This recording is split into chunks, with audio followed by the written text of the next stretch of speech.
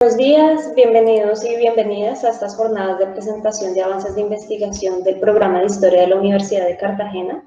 Me presento, soy María Paula Corredor, historiadora y asistente académica del Laboratorio de Investigación Histórica en Estudios Coloniales, y hoy están con nosotros el profesor Sergio Solano y la profesora Maribel para la presentación de Karen Victoria Orozco, estudiante de último semestre con su trabajo Corrupción en el Cabildo de la Provincia de Cartagena, 1750-1780, la delgada línea entre los privilegios y el abuso del poder. Karen, te recuerdo que tenemos 20 minutos para la presentación con una ronda de preguntas. Te cedo ahora la palabra. Bueno, buenos días, un saludo a todos los presentes, muchas gracias por estar aquí. El día de hoy les voy a presentar los avances de mi investigación titulada Corrupción en el Cabildo de la Provincia de Cartagena entre 1750 y 1780, la delgada línea entre los privilegios y el abuso de poder. Esta presentación, va a estar dividida en dos momentos. En un primer lugar voy a hacer como un bosquejo de cómo estuvo estructurado mi proyecto de investigación, y en un segundo momento voy a presentar los avances que he tenido conforme al desarrollo de los dos primeros subtítulos que corresponden a los objetivos específicos. En este orden de ideas quiero iniciar mi presentación planteando que en la historiografía nacional y regional muy poco se ha estudiado el Cabildo de la provincia de Cartagena de Indias como institución colonial y sus funciones. Si bien es cierto que existen algunas investigaciones, estas se sitúan entre el siglo XVI y la mayoría de estas en el siglo XVII. Pero para la segunda mitad del siglo XVIII, que es la temporalidad que yo escogí, muy poco se ha hablado de esta institución. Afortunadamente ya el profesor Sergio Paulo Solano ha ido abonando un poco el camino con respecto al estudio del Cabildo de la provincia de Cartagena en la segunda mitad del 18. En este orden de ideas, en esta investigación, pues yo intentaré estudiar un poco el Cabildo de la ciudad de Cartagena de Indias y su relación con la provincia del mismo nombre, entre 1750 y 1780. Esta investigación la enfocaré en el estudio de las competencias del Cabildo con respecto al control del abasto y los precios de la ciudad, teniendo en cuenta que el Cabildo es conveniente siempre que se estudie en relación con algo. En este orden de ideas yo voy a tener en cuenta la estructura del Cabildo, que siempre se entendió como un cuerpo elitistal que solo tenían acceso los vecinos prestantes para elegir y ser elegidos como oficiales reales, en este caso funcionarios públicos. Y también haré un análisis en cuanto al impacto social que produjeron las diferentes actuaciones del Cabildo con respecto al uso de los diversos privilegios a los que podían acceder los miembros del Cabildo. En este caso, el privilegio de despojos, que tiene que ver con la carne, y el privilegio de harinas. A mí me ha surgido un interrogante, y es cuáles eran los límites entre los privilegios de los miembros del Cabildo y el ejercicio de la corrupción al interior de esta institución en la provincia de Cartagena entre 1750 y 1780, y cómo esto afectó los intereses colectivos de la misma. Como justificación podríamos decir que este trabajo investigativo nace del interés por entender el funcionamiento del Cabildo como institución colonial, obviamente sus funciones, las limitaciones que podían tener los regidores y el privilegio que podían acceder los miembros del Cabildo con respecto al abasto de la ciudad y con respecto también al establecimiento de los precios. También nace de la necesidad de hacer un revisionismo sobre las posibles manifestaciones de corrupción en el ejercicio de las funciones de los regidores de Cartagena, siendo estos oficiales de la corona. Como justificación disciplinar se podría decir que esta investigación se inserta en el marco de los debates historiográficos actuales, sobre todo con respecto al tema de la corrupción, que ha venido siendo objeto de investigaciones recientes. Este trabajo contribuye a la historiografía social y a la historiografía de las instituciones, llenando un poco ese vacío que existe conforme al estudio de la corrupción en el sistema colonial, y también conforme al estudio de las instituciones coloniales y su relación con las sociedades en las que estaban establecidas, en este caso el Cabildo en la provincia de Cartagena. Como justificación social, se podría decir que esta investigación tiene una enorme relevancia con respecto al aspecto social, porque ayuda a entender un poco la cultura política de la segunda mitad del siglo XVIII en la ciudad de Cartagena, las dinámicas sociales y las relaciones entre los diversos sectores de esta sociedad. Ya como justificación personal se podría decir que esta investigación me va a ayudar a obtener mi título de historiadora. Bueno, los objetivos que yo me he planteado, como objetivo general, en primer momento, analizar la incidencia de la corrupción en el Cabildo de la provincia de Cartagena de Indias entre 1750 y 1780, con base a los beneficios a los que podían acceder los miembros del Cabildo a títulos de privilegio, y cómo estos eran utilizados para el beneficio personal, sobreponiendo los intereses particulares ante el interés colectivo. Como objetivo específico, discúlpame un segundito, no estamos viendo tu presentación, yo solamente veo la primera diapositiva, no sé si ya la estás proyectando completamente. Sí, ya la estaba proyectando. Ahora sí, veo los objetivos, sí, discúlpame. Ahora sí, listo. Les decía que como objetivos específicos, pues yo me he planteado 3 objetivos, los cuales son: el primero, estudiar las funciones y las competencias y los cargos del Cabildo de la ciudad de Cartagena de Indias como institución colonial. Como segundo objetivo, analizar el término corrupción en el Virreinato de la Nueva Granada y sus diferentes interpretaciones. Y como un último objetivo específico, determinar por medio del estudio casuístico la presencia de la corrupción en el ejercicio de las funciones de Cartagena en cuanto al control del abasto y el establecimiento de los precios. En este orden de ideas, pues, se pueden identificar en esta investigación 2 grandes variables. Por un lado, el fenómeno de la corrupción, que es lo que vamos a estudiar primordialmente.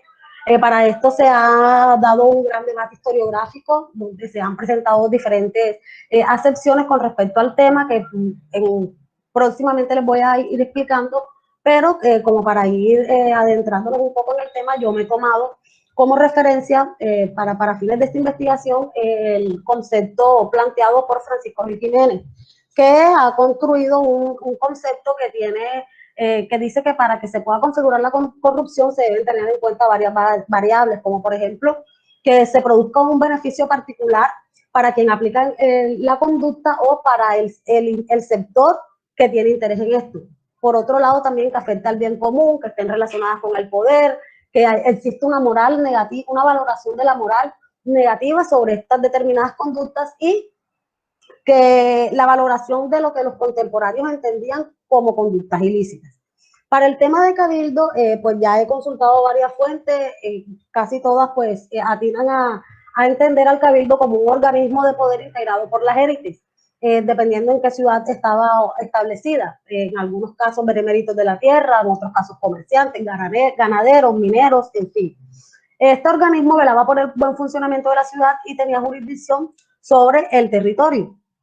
Las funciones del Cabildo variaban desde funciones policivas hasta el buen gobierno de la ciudad, el control del presupuesto y las rentas del municipio, abastecimiento, establecimientos de precios, en fin. Y tenía pues una serie de cargos al interior de este organismo. Entre estos podemos decir alcaldes ordinarios, regidores, alférez real, depositario general, escribano, procurador, alguacil, fiel ejecutor, etc. Como metodología para esta investigación, que se enmarca dentro de la historia social y la historia de las instituciones políticas, va a tener una metodología con un enfoque mixto, es decir, que esto va a tener integrado el método cuantitativo y el método cualitativo. En cuanto al enfoque cualitativo, se puede decir que se va a estudiar bastante bibliografía con respecto a corrupción y Cabildo como institución colonial, y se hará un análisis casuístico como metodología para estudiar los casos individuales y así poder determinar correctamente la incidencia de la corrupción en dichos escenarios. Y también aterrizar toda esta gran teoría estudiada a lo local, que en este caso sería Cartagena de Indias. Y en cuanto al enfoque cuantitativo, bueno, con respecto al enfoque cualitativo, analizaré tres expedientes dentro del Cabildo para analizar un poco la incidencia de la corrupción. En cuanto al enfoque cuantitativo, lo que voy a realizar es voy a hacer uso de fuentes que me permitan obtener datos numéricos que me permitan hacer un análisis un poco más objetivo, como por ejemplo el listado de los regidores que ejercieron función entre 1745 y 1795 y alimentos que controlaba el Cabildo o cuyo abastecimiento estaba en manos de esta institución. Ahora les voy a presentar los avances que he podido ir realizando con respecto al desarrollo de los 2 primeros subtítulos. El primer subtítulo, que tiene que ver con el Cabildo de Cartagena, las acepciones y las características generales. Para poder hablar del Cabildo, primero tenemos que situarnos y explicar un poco el tema de ciudad, porque obviamente sin ciudad no va a haber poder ni va a haber gobierno, en este caso poder municipal. Entonces se puede decir que desde el primer momento de la conquista del territorio indiano, la colonia inició este proceso de colonización con la fundación de ciudades. El hecho de establecer estos nuevos epicentros urbanos implicaba, por un lado, la adquisición de grandes terrenos de tierra, pero por otro lado también la dominación de los pueblos que estaban asentados en estos territorios. En este orden de ideas, la ciudad se va a convertir, va a ser muy importante porque se va a convertir en la base administrativa y política del territorio. Desde estos centros urbanos, las ciudades se van a convertir en un epicentro muy importante porque van a ser la base de la vida administrativa y política del territorio. Desde estos centros urbanos se va a organizar la explotación de las regiones conquistadas y también se van a administrar las unidades económicas. La importancia no recaía en la cantidad de población, ni si era la extensión del territorio en relación con el territorio rural, sino que su importancia va a radicar en que desde estos centros urbanos se va a ejercer el poder político. Entonces, en este orden de ideas, como ya todos sabemos, Cartagena fue fundada en 1533. Al ser fundada por Pedro de Heredia, a este se le dio licencia y facultad para conquistar el territorio, pero también para administrar la justicia de la provincia.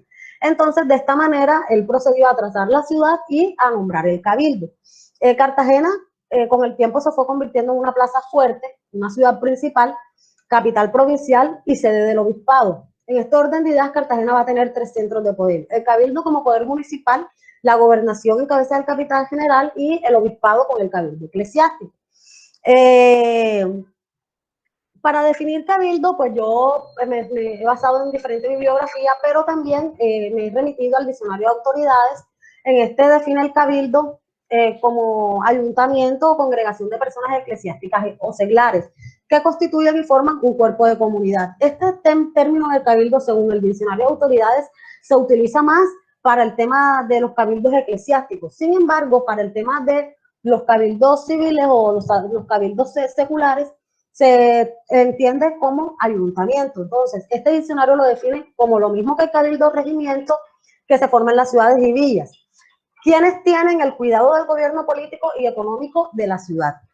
En cuanto a la fundamentación jurídica del cabildo, lo podemos encontrar contemplado en la recopilación de leyes de los reinos de Indias, en el tomo segundo, libro 3, desde el título 7 hasta el título 10. Todos estos títulos tienen integrado cómo debe estar configurado el cabildo, cómo debía estar configurado el cabildo, cómo debía estar integrado, qué funciones tenía y demás. Bueno, yo lo que quiero hacer o estoy tratando de hacer es como un bosquejo, obviamente de manera muy general, de cómo estaba configurado el cabildo desde el siglo XVI hasta el siglo XVIII, para yo poder observar cómo se ha ido reconfigurando esta institución y cómo podría tener incidencia un poco el tema del fenómeno de la corrupción en el cabildo de esta ciudad. Entonces, para el caso del cabildo del siglo XVI, yo me he permitido tomar los planteamientos de María del Carmen Borrego Pla, la cual tiene un capítulo que se llama Cabildo del siglo XVI de Cartagena de Indias, en su libro que se llama Cartagena de Indias, la andadura de una vida bajo la colonia. En este capítulo, María del Carmen nos dice que los cabildos indianos fueron una fiel copia y adecuación de los cabildos sevillanos, obviamente más pequeños, con un número reducido de los cargos, pero con características muy similares. Ya saben los cargos del cabildo, alcaldes ordinarios, regidores, alguacil, alférez, escribanos, etc. Para el caso de los alcaldes ordinarios y de los regidores en el siglo XVI, estaban conformados, y para el caso del cabildo como tal, estaban conformados inicialmente por familiares y amigos del conquistador, en este caso Pedro Heredia, pero ya con el tiempo y con la promulgación de 2 reales cédulas, una de 1533 y otra de 1543, se fue como que estableciendo las reglas del juego y se prohibió el nombramiento de amigos como alcaldes. Estos tenían que ser vecinos y tenían que ser personas hábiles, honradas y podrían ser hasta el 4º grado de consanguinidad. Y para el caso de los regidores, que fueron ocupados también por seguidores de Pedro Heredia, en un principio era un número muy elevado, pero ya después de esta Real Cédula de 1543 se ordenó que solamente fueran 12 para las ciudades grandes y 6 u 8 para las ciudades o villas pequeñas. Para el caso entre el siglo XVI y el siglo XVII, el Cabildo de Cartagena estaba compuesto en gran parte por encomenderos de la provincia y precisamente en este periodo se empezó a fomentar la venalidad de los cargos, que quiere decir la venta de los cargos de los regimientos o de estos, sí, de estos cargos dentro del cabildo. En primera medida se empezó a vender los cargos de alguacil mayor y de alférez real. Ya para el caso del siglo XVII, yo he tomado los planteamientos de Julián Ruiz Rivera, que ha sido un autor que ha estudiado muchísimo el cabildo de la provincia de Cartagena, y este nos dice que ya para el siglo XVII el cabildo tuvo algunas variaciones con respecto a, primero, cómo se elegían los miembros del cabildo, y segundo, las personas que lo integraban. Dice que una de las características principales de este periodo fue, por un lado, la compra y venta de los cargos, y por otro lado, algo muy importante que va a ser la pérdida de este poder municipal que tenía el cabildo por dependencia al poder central y al poder militar, que en este caso sería el gobernador y el ejército. Debido a los constantes ataques enemigos que estaba sufriendo la plaza de Cartagena y la necesidad de fortificar la ciudad. Obviamente esto no podía estar en manos del cabildo porque requería pues una orden de un superior jerárquico y aparte de eso alguien que pudiera financiarlo. Obviamente el cabildo iba a estar un poco impedido para esto y fue perdiendo un poco de relevancia en cuanto al poder. La escogencia en el siglo XVII de los miembros del cabildo, bueno, quería también decirles que el cabildo en este periodo también hubo como un choque de poderes y una serie de conflictos entre los miembros del cabildo y los gobernadores de la ciudad, que era como que el otro poder que existía en la ciudad. Y el cabildo tenía por encima otras instituciones u otros poderes un poco más superiores, como por ejemplo el gobernador, en algunos casos la audiencia de Santa Fe, en otros casos, pues, y en gran parte, en casi todos los casos, pues el gobierno metropolitano, que ya era un nivel más supremo, el ejército, que siempre estuvo permanente en la ciudad asentado, y el poder eclesiástico, que también es muy importante porque en la ciudad de Cartagena estaba instaurado uno de los 3 tribunales del Santo Oficio de la Inquisición que estaban instaurados en América. Y este estaba en Cartagena desde la primera década del 17, entonces también era como otro poder que estaba como que chocaba con el cabildo. La escogencia de los miembros del cabildo se daba por 2 formas. El primero por voto, que era por cooptación, es decir, que se elegían entre los mismos miembros para un periodo de 1 año. Obviamente esto evidenció la decadencia de la compra de los regimientos que también se daba debido como a la negativa de las personas notables de la ciudad para ocupar estos cargos. Claro que ya ya en la segunda mitad del siglo XVIII, por mandato del rey, estos nombramientos iban a ser obligatorios y se prohibía la negación a acceder a este oficio. Por otro lado, que es algo muy importante que se estaba dando en el cabildo, y era la compra de los regimientos.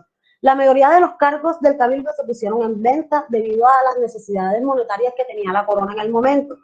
El ascenso de los comerciantes como grupo élite de la ciudad también evidenciaba pues este tema de la compra de regimientos, porque en un momento los comerciantes accedieron a esta compra de cargos, sobre todo como regidores perpetuos. Los cargos no se vendían todos y los precios variaban dependiendo del contexto económico que tenía la ciudad en el momento. Bueno, el desempeño de estos regimientos o de estos cargos exigía que tenían que ser mayores de 25 años, limpieza de sangre, provenir de uniones maritales, de matrimoniales legítimas, prestancia social, no tener asuntos pendientes con la justicia, ni tener como una mala reputación. Tenía que ser también letrado. El cabildo se presentó una crisis en un momento porque hay muchas personas que no querían pues como que acceder a los cargos, se negaban a los nombramientos y tampoco querían comprarlos, sobre todo en el tema de los comerciantes, porque ahí había entre finales del 17 y del 18 había como que un encontrón entre los comerciantes vecinos y los comerciantes que no tenían esta condición de vecinos. Y obviamente esto evidenció una crisis en el cabildo. Sin embargo, también habían personas que querían pues hacer parte del cabildo y siempre estuvieron muy interesadas en acceder a estos regimientos. Y el cabildo pues también se evidenciaba personal extranjero que hacía parte de estos puestos dentro de esta institución. Dentro del siglo XVII y siglo XVI, el cabildo tuvo importantes atribuciones y competencias como el abasto de la plaza, control de precios, de los aranceles, establecimiento de los artículos de la primera necesidad, distribución de agua potable, en fin, tenía innumerables atribuciones. Para el siglo XVIII, que es la temporalidad que nos interesa en esta investigación, podríamos decir, bueno, y basándonos también en planteamientos de Julián Ruiz Rivera, durante gran parte del siglo XVIII el cabildo perdió competencias ante el poder de los gobernadores militares y el ejército y de la marina, debido obviamente a estos ataques que estuvo sufriendo la ciudad, como el ataque de Vernon, el del Barón de Poy en 1697 y el de Vernon en 1741, hizo que el cabildo fuera perdiendo un poco de protagonismo y tuviera como más poder los gobernadores militares, el ejército y la marina. Pero ya para el siglo XVIII las condiciones empezaron a mejorar por el crecimiento poblacional que empezó a tener la ciudad y también por la entrada en vigor del Reglamento de Comercio de 1778, que llevaron a que este grupo de comerciantes en ascenso se interesara nuevamente por recuperar estas competencias jurisdiccionales del cabildo y acceder a estos cargos. Este planteamiento ha sido tomado de la reciente investigación del profesor Sergio Paolo Solano, la doctora Muriel y el profesor Royce, titulada Élites y Poder Colonial, Comerciantes y Cabildo de Cartagena. Y en esta investigación podemos evidenciar cómo estuvo configurado el cabildo, sobre todo por este sector, que va a ser el sector sobresaliente en este periodo, que va a ser los comerciantes y que van a tener ya posteriormente influencia también en la creación de este consulado de comercio. Bueno, el cabildo de Cartagena estuvo integrado por 12 regidores, la base del cabildo eran los regidores, eran 12, algunos regidores eran regidores propietarios que compraban estos cargos en subastas públicas o por dejación de aquellos que querían vender ya sus plazas o sus cargos.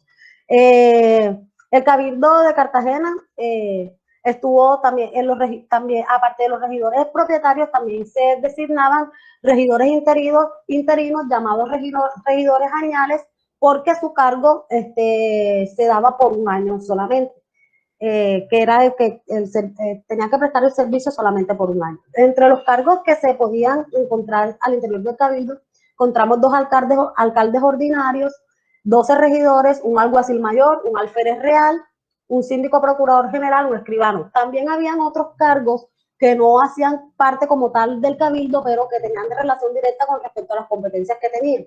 Y a la hora de estudiarlo, se deben estudiar con respecto al cabildo. Para el siglo XVIII, el cabildo se empezó a diversificar un poco. Ya para la primera mitad del siglo lo conformaban los propietarios de tierra y los militares, pero ya para la segunda mitad de este siglo, que también es un planteamiento de María Teresa Ripoll y también reafirma los planteamientos del profesor Sergio Solano, que nos dice que ya para la segunda mitad del 18 el sector de hacendados y de títulos de nobleza fue perdiendo como un poco protagonismo debido al ascenso de este sector de comerciantes. Se puede decir que entre el 750 y el 770 fueron muy bajas las compras de las regidurías y se pudo nutrir el cabildo por la designación de estos regidores añales. Ya para el tema... Disculpa, te recuerdo que te quedan 2 minutos. Listo, perfecto. Ya para el tema de la corrupción, que ya es la segunda variable y corresponde al segundo objetivo general, lo que se puede decir es que existen varias tendencias. Este tema de la corrupción ha sido un tema bastante álgido, bastante susceptible de debates historiográficos y se han presentado diferentes tendencias. Por un lado, una tendencia fatalista que piensa que todos los problemas de América son productos de la herencia española. Por otro lado, una comparativa que siempre tiende a comparar los países de América con los países del Atlántico Norte, los países europeos, a los que siempre se les considera como los supremos, el centro de corrupción. Y por otro lado, podemos encontrar un poco también las teorías de Max Weber sobre la modernidad, que nos dice que donde ya se empezaron a establecer estas instituciones, se va a disminuir o a desaparecer todas las acciones corruptas.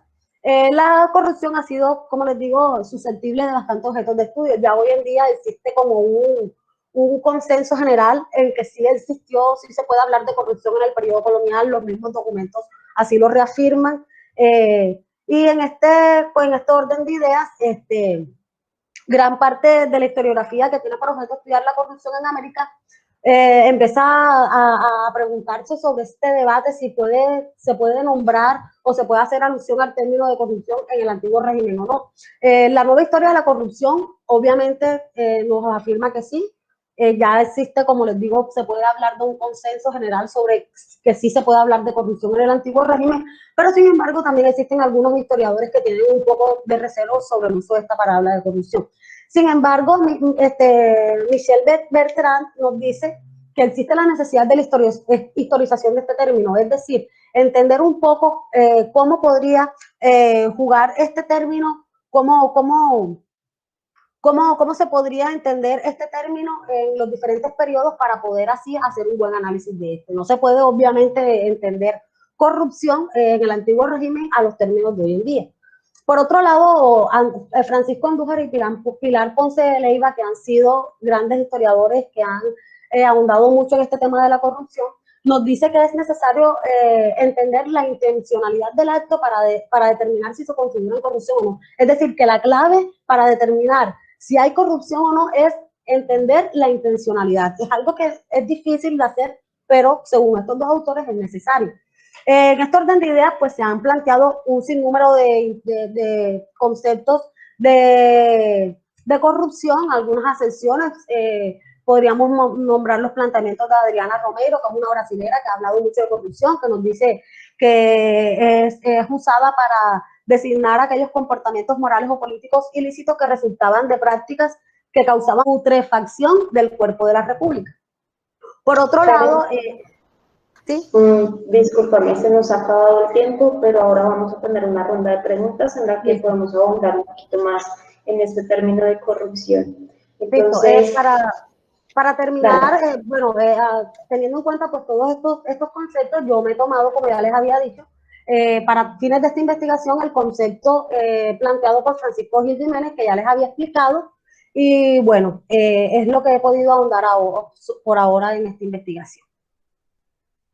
Muchas gracias, Karen, por tu presentación. Vamos a hacer una ronda de preguntas. ¿Cómo va a funcionar? Vamos a recoger las preguntas que tengan los asistentes a la reunión de hoy, a la presentación, y a continuación vas a tener un tiempo para resolver estas preguntas. Bueno. Entonces, ¿alguno de ustedes como asistentes quiere preguntar a Karen, de aquí la tenemos aquí, algo sobre su presentación? Los profesores Maribel de la Cruz y Sergio Solano, si pues tienen el espacio, si quisieran hacer alguna pregunta. Te tengo una pregunta. Vicky, no sé, creo que podrías dejar esta pregunta para el final porque es un poco extensa. Es una pregunta referente a cómo es el proceso que llevaste tú para poder encontrar y tratar la fuente primaria en el caso de corrupción, porque todo lo que es investigación de lo ilícito, lo que es contrabando, lo que es, en este caso, corrupción, siempre hay una delgada línea en lo que es imaginación y lo que se puede extraer de la fuente. Entonces quería que me respondieras ahí eso.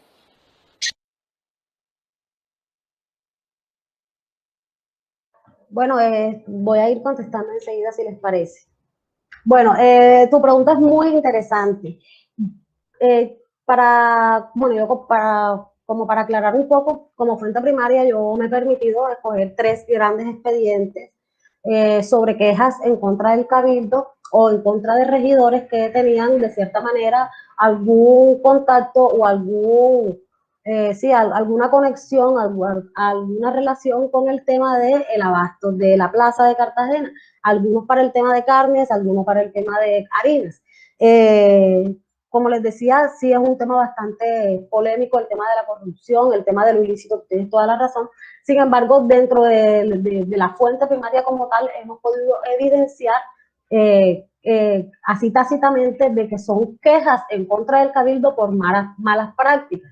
Entonces, en este orden de ideas se puede permitir entender de que se están generando una serie de conflictos con respecto a la forma como el cabildo ejercía el poder.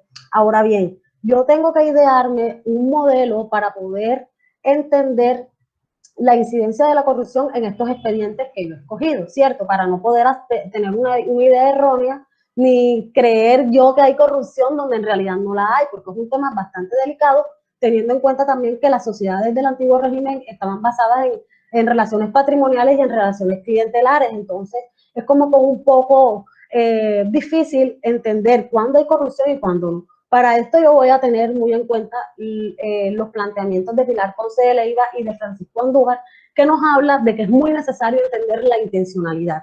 Hay que saber leer la fuente para poder, o sea, yo trataré de analizar la fuente de la mejor manera para poder entender un poco la intencionalidad, de ver si era para beneficio personal y ahí sí se configura en corrupción, teniendo en cuenta obviamente los conceptos, las variables dadas por Francisco Gil Jiménez. Sin embargo, ya yo tengo un modelo, más o menos, no es mío, es un modelo de un autor, ahora mismo, disculpen, se me escapa el nombre, sobre el tema del análisis de casos, que es sobre el tema muy general del análisis de casos.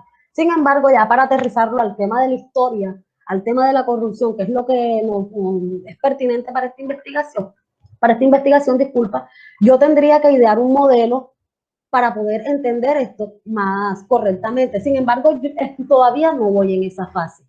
Apenas he terminado de desarrollar los dos primeros subtítulos que corresponden a los dos primeros objetivos específicos, corrupción y cabildo, y ya en esta segunda fase que me toca ya adentrarme al tema del análisis casuístico, como te digo, tendré que sortear una forma o un modelo para poder analizar. Pero ya, como te digo, basándome en estos conceptos de Francisco Andújar, en las recomendaciones de Pilar Ponce de Leiva y en el modelo de análisis de casos que tengo más o menos pensado plantear. No sé si esto responde a tu pregunta, espero que sí. Sí, completamente. Primero, felicitar a Karen Victoria por el tema que ha escogido.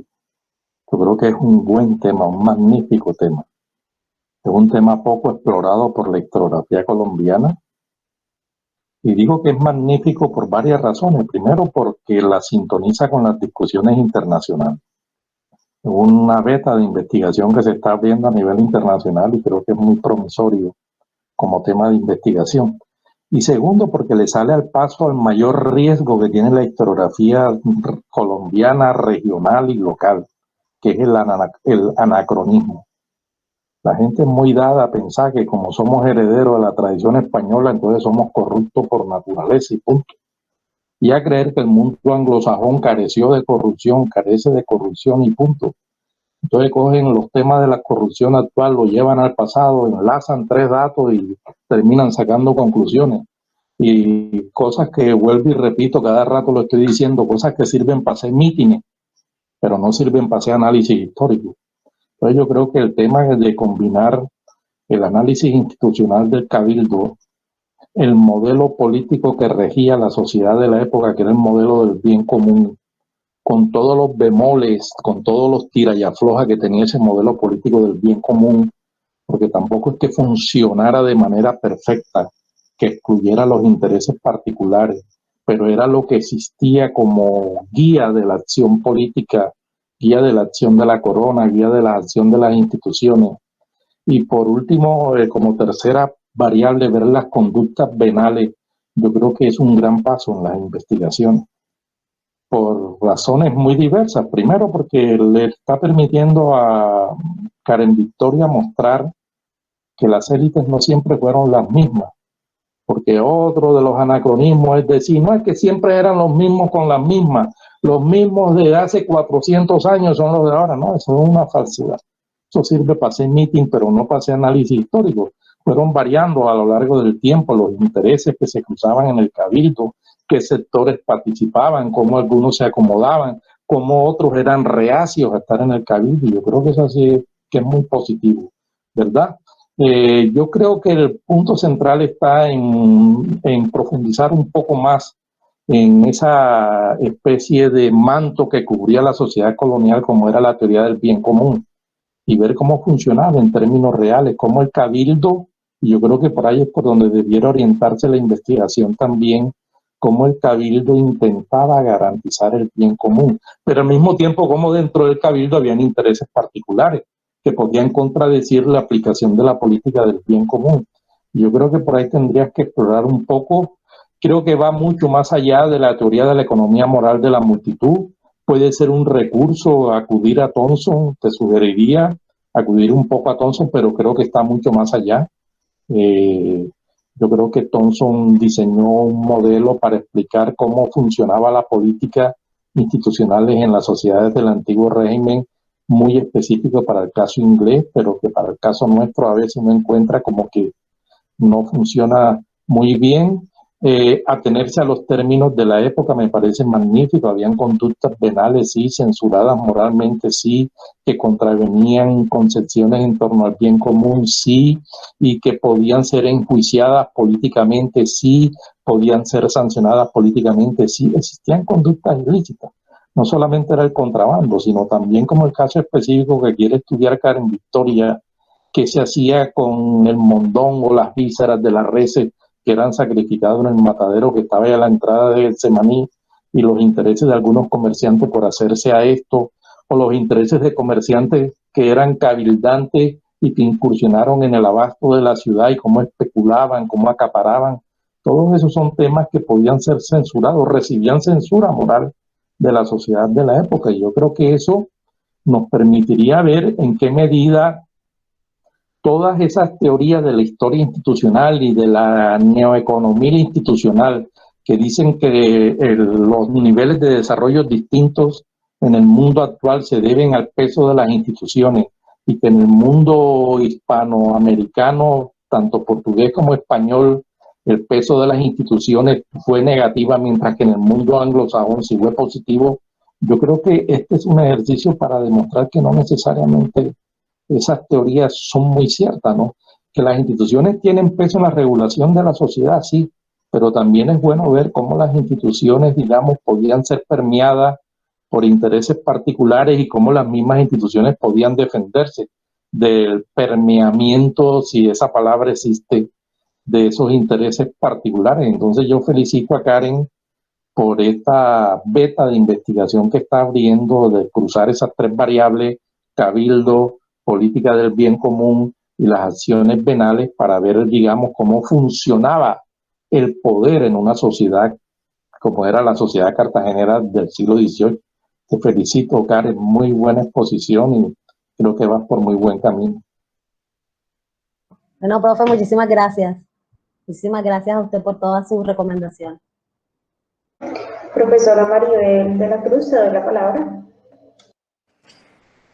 Bueno, Karen, me alegra que estemos avanzando y que estés avanzando con este tema que, como dice el profesor Sergio, es bien interesante, poco explorado además, con el rigor con que hay que explorar las cosas de ese periodo, que no solamente es en este tema, sino en muchísimos temas. Hay historiadores colombianos que han tenido rigor, pero últimamente hemos ido perdiendo el horizonte del rigor, así que me encanta que el laboratorio les haya dado la posibilidad a ustedes de poder regresar hacia ese periodo, precisamente con el rigor que hay que tener a partir del análisis de las fuentes.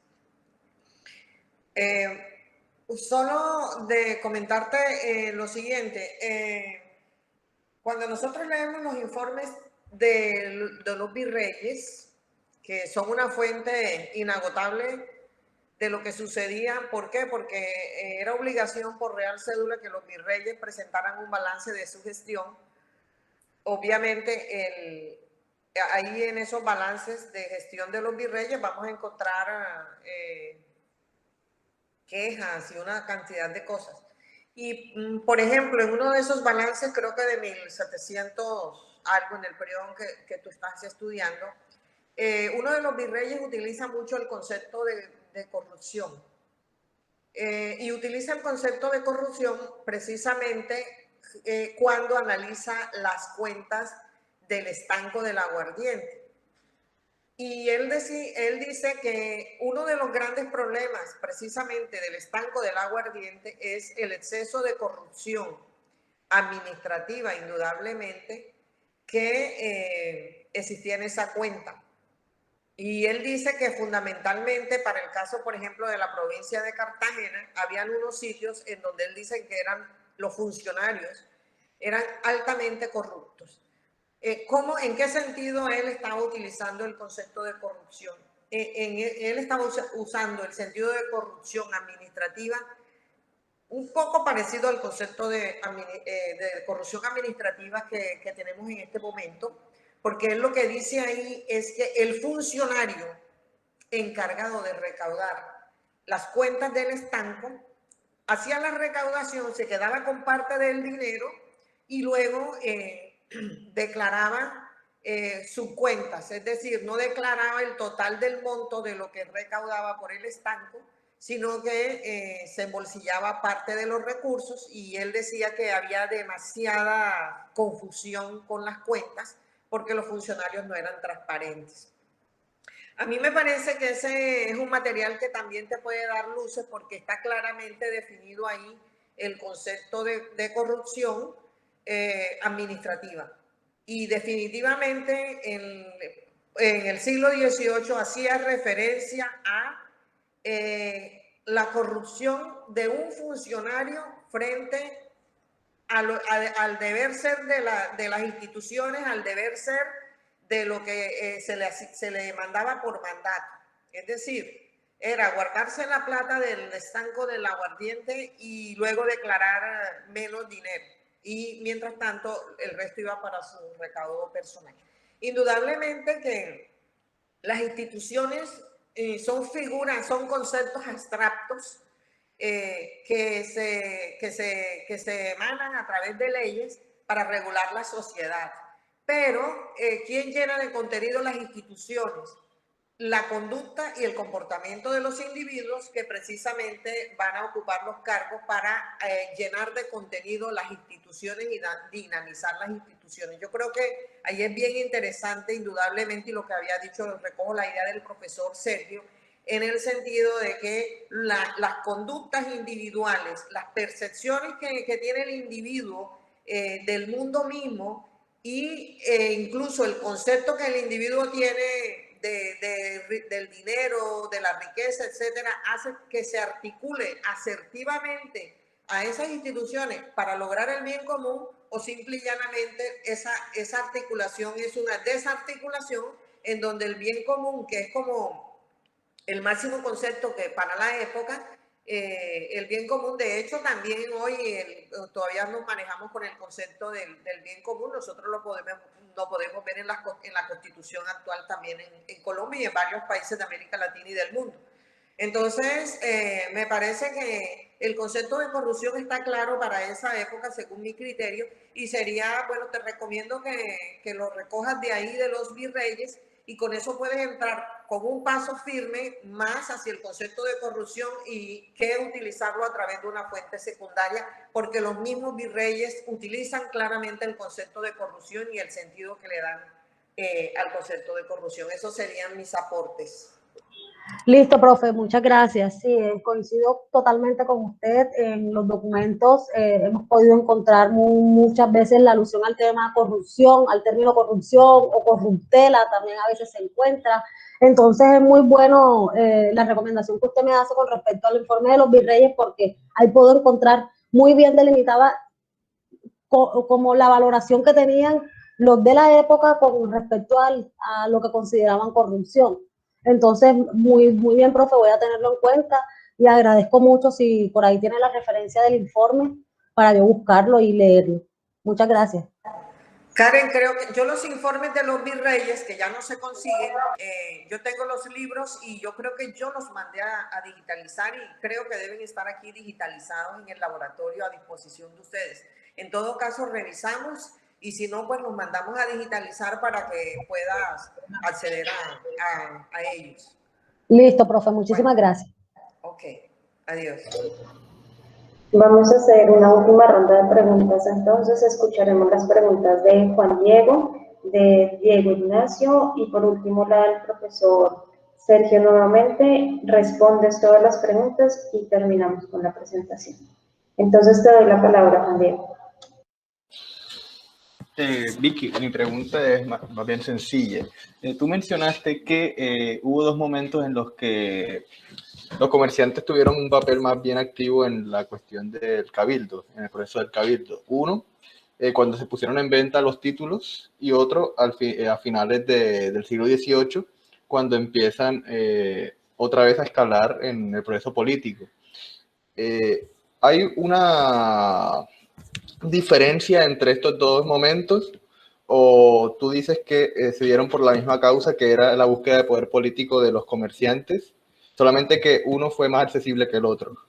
Sí, claramente, como el Cabildo también era un epicentro, o sea, un epicentro del poder municipal, obviamente le daba mucha prestancia a las personas que lo integraban. En este orden de ideas van a haber muchos sectores que van a interesarse por hacer parte del Cabildo, obviamente también como para satisfacer un poco los intereses de ellos. Obviamente el Cabildo tenía a su cargo un sinnúmero de competencias, de atribuciones, obviamente era como que la base administrativa de la ciudad de cierta manera. Entonces, van a haber muchos sectores interesados en hacer parte.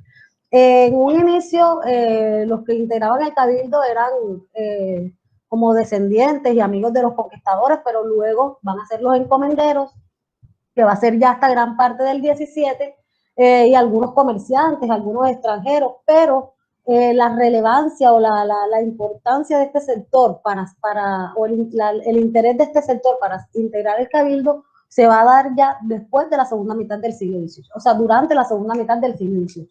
Va a ser en este momento donde realmente los comerciantes van a interesarse por recuperar ese poder municipal frente al resto de poderes, en este caso sobre todo al poder militar, por el tema de que estaba viviendo la ciudad en ese momento, que era la necesidad de fortificar la plaza. Entonces, obviamente, como quien iba a dar la última palabra en la toma de decisiones va a ser la gobernación y el ejército, pero ya para la segunda mitad del siglo XVII, con toda la reconfiguración que tuvo la sociedad de Cartagena, el crecimiento poblacional y todo esto, y por las políticas de comercio que se van a instaurar en este periodo, los comerciantes se van a ver interesados en recuperar este poder para también cumplir los intereses que ellos tenían en el momento.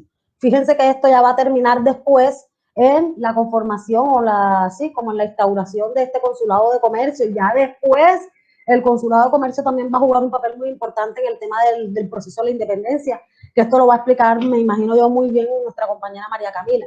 Entonces es como para entender un poco a partir de quienes integraban el cabildo los intereses que se estaban jugando en ese momento en la sociedad cartagenera. Más o menos es la intención que yo tengo para con este ejercicio de delimitar o de delimitar quiénes eran los integrantes del cabildo en los distintos periodos históricos, más o menos. No sé si esto responde a tu pregunta. Sí, listo, muchas gracias, Vicky. Bueno. Diego. Continuamos con la pregunta de Diego. Buenos días, espero se encuentren muy bien. Lo mío más que una pregunta es un aporte y es responder también al tema de Juan Diego y la corrupción. Como tal, de pronto los documentos oficiales, así en las cédulas reales y todo esto, de pronto no está muy especificada, pero sí en las cartas que se mandaban, por ejemplo, entre funcionarios. Por poner un ejemplo, una carta que le manda Blas de Lezo a un amigo suyo, él le está comentando de que él sabe de que está habiendo corrupción, él sabe que están habiendo vacíos, que no se están presentando las cuentas como son, que mucha de la mercancía está pasando por trochas, por lagos, que él sabe que Cartagena es una ciudad que en gran parte vivía del contrabando, por los caños, por las trochas, por todos estos caminos que no eran los caminos reales o los caminos oficiales. Entonces, en varios documentos que no, como le digo, no oficiales de las cédulas reales ni nada de eso, pero sí las cartas que se escribían entre ellos, se dejaba ver bastante de que ellos estaban al tanto de que había corrupción. Además de que hay historiografía europea en donde se habla de que los españoles siempre son como, digamos, los tienen visto en Europa como por así decirlo, lo peorcito, los que suelen ser más tramposos, ladrones, corruptos, pues, tienen esa fama bastante establecida en otros lugares de Europa y ellos lo saben y también lo comentan en algunos, pues, en algunos documentos y algo que yo estaba leyendo a lo largo de mi investigación. Entonces era más que todo ese mi aporte. Gracias.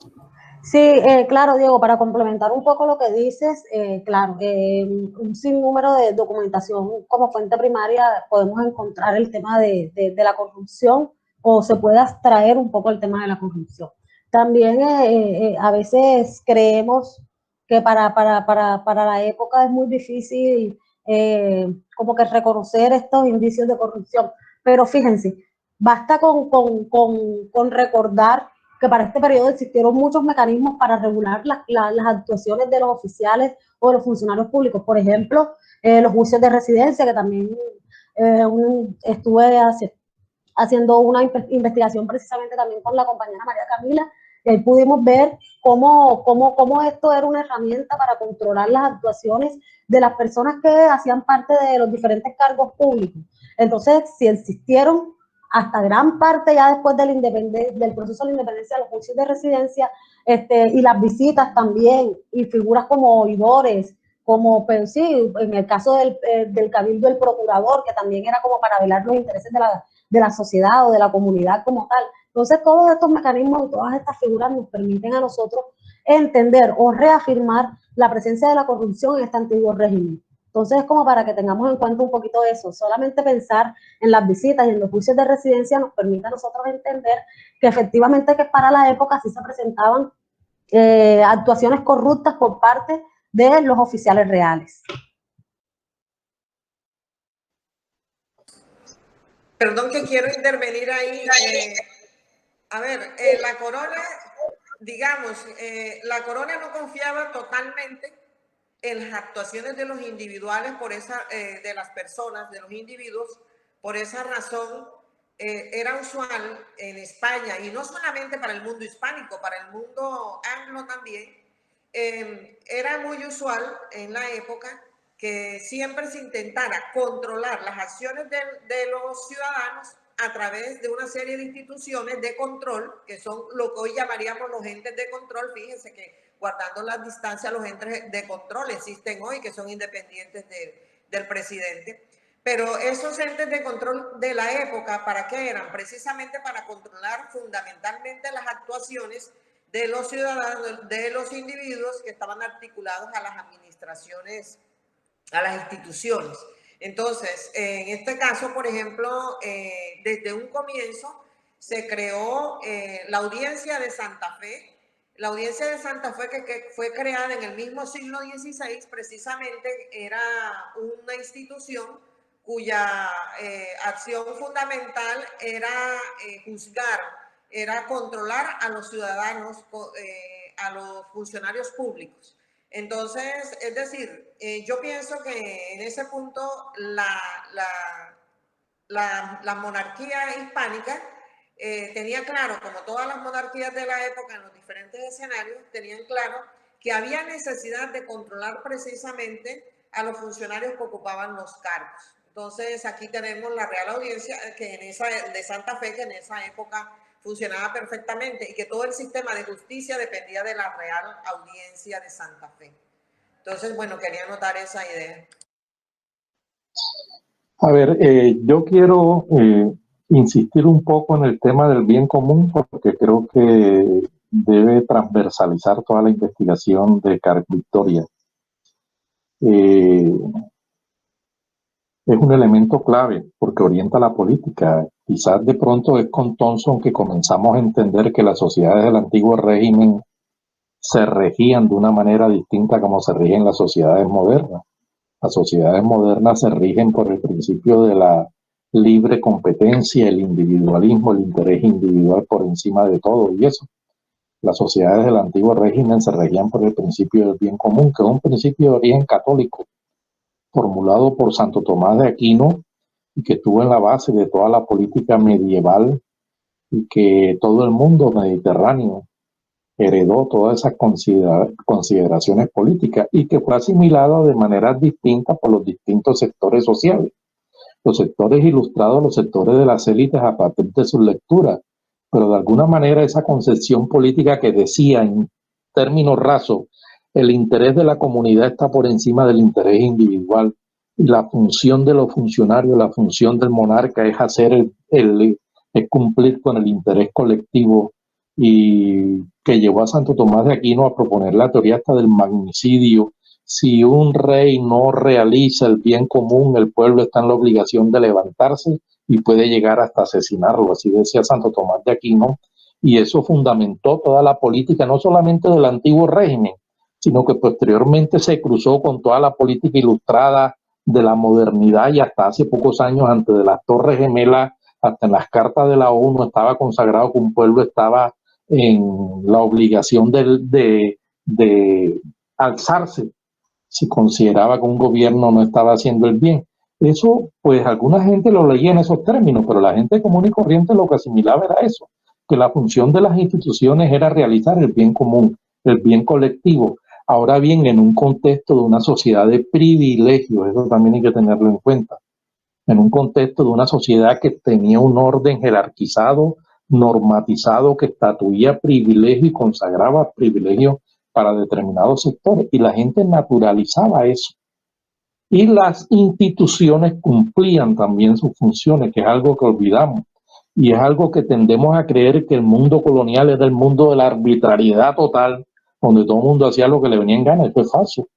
Por ejemplo, lo que la colega Maribel hablaba ahorita sobre las conductas penales en cuanto a las cuentas, había un tribunal de cuentas en Santa Fe de Bogotá, y todas las instituciones y funcionarios que manejaban dinero tenían que rendir informes, y esa gente se revisaba esos informes económicos que no están hechos a la manera de la contabilidad de Lucas Paciolo, de debe haber ni nada de eso, sino de carga y data, y ahí se pillaban qué faltaba, qué no faltaban, y obligaban a que el funcionario tuviese que reponer, y si no reponía, pues podía ir a la cárcel. Y como bien dijo Vicky, instituciones a nivel local como los procuradores y todos esos cumplían eso. Pero al mismo tiempo que eso está permeando a toda la sociedad, era una sociedad donde también existían intereses individuales, y eso somete ese principio del bien común a una tensión constante, y que lo que hay que hacer es con lo que está haciendo Karen Victoria, una propuesta de investigar en casos específicos cómo se da esa tensión y cómo podían haber conductas que eran pilladas, eran vistas como conductas que se salían del marco de la acción del bien común. Pero yo creo que todo eso es muy positivo en la medida en que también nos permite comprender que el orden institucional colonial funcionaba. No es lo que nos imaginamos, repito, un orden de arbitrariedades, ¿no? La gente funcionaba bien y las instituciones cumplían. Otro ejemplo de lo que podría ser eso, Karen Victoria, es la inexistencia del fiel ejecutor. Todos los cabildos municipales nombraban un fiel ejecutor que se encargaban de controlar los precios y los aranceles, establecer precios, aranceles para consagrar el principio del bien común, pero en Cartagena no hubo fiel ejecutor, porque el cabildo compró el cargo, y lo que hacía era que nombraba 2 cabildantes por 2 meses para que cumplieran esta función en el matadero, en las zonas de abastos de la ciudad, y eso se prestaba también para muchos actos ilícitos que se cometían. Entonces yo creo que esa es otra la inexistencia de un pocito y una alhóndiga para guardar granos para momentos de hambruna, de sequía, de problemas climáticos. Todo eso también se prestaba para el desarrollo de conductas ilícitas en la ciudad. Entonces es una tensión. A lo largo del periodo que tú estás estudiando y a lo largo de todo el periodo colonial va a existir esa tensión. No es que hayan sido sociedades ideales donde el principio del bien común estaba por encima de todo y todo el mundo estaba, ¿no? Los intereses individuales también intentaban socavar ese principio del bien común. Hay una investigación de una mexicana, Marcela Dávalos, que tiene que ver sobre ese tránsito de la economía del bien común a la economía de la libre competencia y de la libre individualidad en Nueva España, que es más, creo que está en academia.edu. Marcela Dávalos, con V, si la buscas ahí puedes encontrar ese libro. Es un libro corto, yo lo tengo en físico, lo puedes encontrar. Entonces yo creo que es una gran investigación lo que estás haciendo, Carlos. Te felicito. Bueno, listo, profe. Muchísimas gracias a usted por sus palabras tan alentadoras. Y voy a tener en cuenta todas las recomendaciones, ya aquí estuve anotando las recomendaciones que me dio usted y la profesora Maribel, para ahora en el desarrollo del artículo tenerlas más en cuenta y estructurar mejor la investigación. Muchas gracias a todos ustedes por sus amables apreciaciones. Bueno, un gusto verlos y verlas a todos y a todas. Y ahora a cocinar. Bueno, gracias Karen por compartir tu investigación con todos nosotros y bueno, seguimos en estas, con las investigaciones de los estudiantes, de los que ya están listos, que sean las próximas presentaciones. Entonces, bueno, nada, nos vemos. Ojalá y ahora cuando salgamos de esta tercera ola de la pandemia ya podamos todos encontrarnos nuevamente. Ojalá Hasta sí. luego. Bueno, chao, gracias a todos. Gracias, Karen, y los esperamos en una próxima ocasión.